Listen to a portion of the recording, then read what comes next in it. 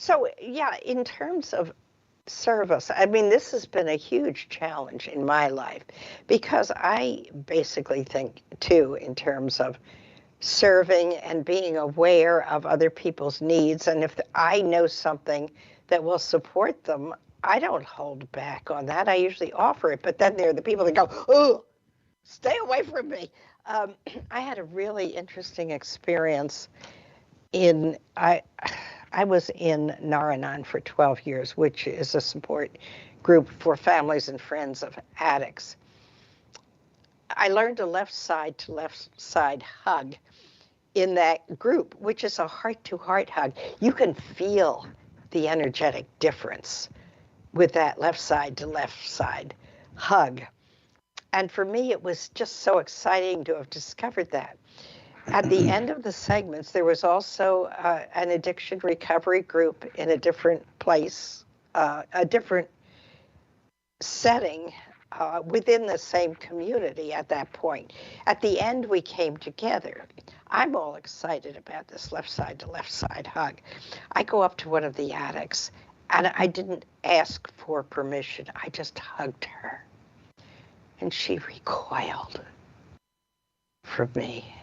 And it was just such a wake-up lesson that what is beautiful and supportive and wonderful for me is not necessarily beautiful and supportive and loving for another person.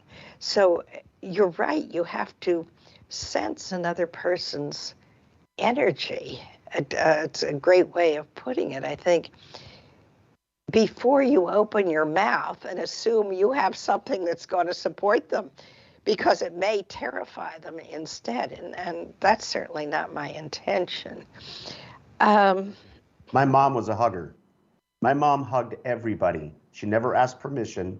She always just went in for the hug, and I'm the same way. I'm like my mother. I love hugging people because there's that connection that, and when I talk to people, I try to connect with them through touch. I didn't realize I was doing this until about maybe 15 years ago. Somebody brought it to my attention that they said, I noticed that when you talk to new people, that you'll either shake your hand or you'll touch their shoulder to know that you're connecting with them, to make sure that you're listening to them. And I thought that was an interesting, and I didn't even realize I was doing it. Are you familiar with the Johari diagram? I am not. I'm sorry. Well, if you have a little time and interest, go explore it because it's a 4-quadrant diagram. I find it a really useful map of people dynamics. There are the things that both you and I know about whatever. There are things that you know that I don't know. There are things that I know that you don't know. And there are things that neither one of us knows. That's very interesting. Well, to me, it's just such an interesting psychological map. Yeah, and I'm thinking you weren't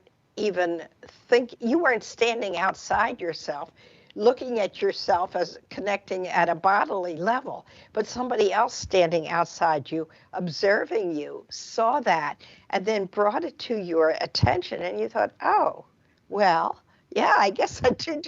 I guess I do that.